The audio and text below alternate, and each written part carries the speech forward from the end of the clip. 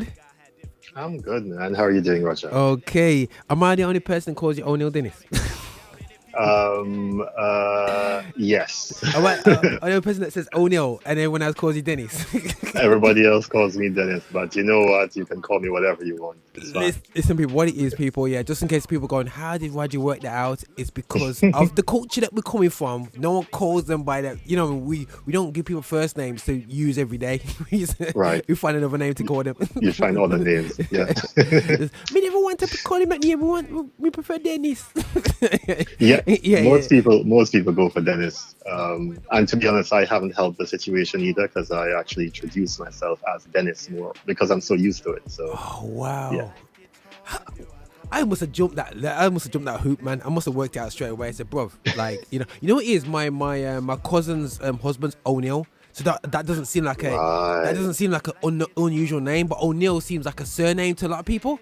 Yes. But only in the West Indies we use a surname as a first name. We only do them things in the West Indies, because we ran out of Cuthberts, or it could have been Winston, bro. You know what I'm saying? It could have been Winston Dennis, And I'm sure you got a Winston Dennis in the relative. You know what? Winston isn't bad, I wouldn't even mind being called Winston, to be honest. Yeah, Winston can work. I can answer to that. Listen, man, when people see your CV, bro, they got a picture of you straight away. Winston Dennis. Oh yeah, but we know Winston Dennis, that guy. Yes, you know what I'm saying? It's that guy, man. You know what I'm saying? It's Winston. It's Clive.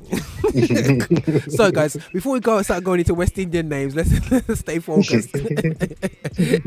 But listen, apart from West Indies, holding down England in the cricket, yeah, we're just hitting that in just for the English lovers. But anyway, right, we got PIA tour now going on. We touched base a bit ago, but let me just quickly introduce everyone. Everyone, this is O'Neil Dennis, one of the main guy behind Step Forward. For people who got to check out the charts on there, you basically check out all the UK acts coming through. If I want to find out about so-and-so that no one's heard about, who's in a little village in the middle of nowhere, I'll just go to this website and you'll find them on there anyway, yeah? It's great in terms of shouting out a lot of UK acts, and actually is giving a perspective of, in terms of, for me, just like there's a lot of people, if not doing their thing, trying to do something and trying to get on their feet musically as well. So it's actually fantastic in terms of that viewpoint, and it has no biasness towards the superstars, which is very rare to get. In the industry, which is really good, and it's for anyone who's coming up, a step forward, send your stuff to them guys, man. You know what I mean? They're a cool set of dudes, man. They're a cool set of dudes. But now, right, bro, right. So you started this push towards the PIA tour, yeah? This whole poetry movement. 2 years ago, you have faith in this poetry movement, yeah? When where people are like this, hold on a second. Why you do I did events for like Manifest, no more than 100 people, bro, 200 people, and then you're talking about doing an event with so many hundreds of people, if not over 1,000 people at an event, you're like, bro, it's poetry, blood. Like, who listens to poetry? Like, you know what I mean? I had that perspective. So, guys, for everyone who pretends that they didn't think that, yeah. You know what I mean? You can carry on pretending, but the reality show is that poetry is not a mainstream platform for gospel music, yeah? Just like hip-hop wasn't, well, hip-hop still isn't, yeah? Same thing for poetry. But you stuck out your neck, bro, and you put on PIA tour in 2017 for the first time, and it was a success. Yes. I went last year. Bear in mind, I am not a poetry fan. Not because I don't like the poetry. It's just for people that fail English literature and English, like myself. It's not my forte. But either way, my wife's heavily into poetry, so so okay, I said, listen, I'm gonna bring my wife down, and she can be the judge of it, yeah, more than anything else. And and she was like, yo, like she's like.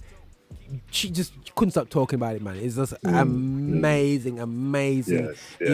Like she's go ooh, like all the way through as they're hitting the bars.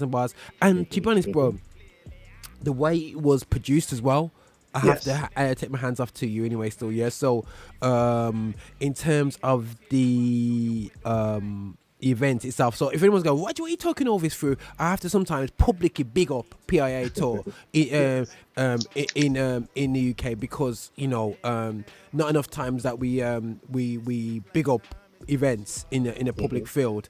We like to keep it in a quiet, but I just need to pick that up before we come into PIA tour. I'll say version 3, but is version 3 really? There's a lot of differences this year what you're gonna be adding. So bro, so hit me hard. What's happening with PIA tour this year? Is a new artists, prizes, where to go, where it's going to be? Just hit us all the information, man. No problem at all. Just to probably go back to the beginning, as you said, it certainly was a faith in action, so to speak, and a massive thanks to my working partner on this project, Audrey Gray from Artist Hub, who came on board and kind of saw the vision and saw what we were trying to do and just jumped right in. So it's a production between A Step Forward and Artist Hub, and we produce the show every year, having the Americans over. And but when we started, it was pretty much, I'm coming from a space where you hear all this talk ongoing about, how many times people bring the Americans over and they come and they go, and then the scene isn't really developing and stuff like that. So from day one, we were very mindful of those conversations that other people were having. So even before we had the first event, I remember making a call out to as many poets and spoken word artists and promoters that we could find.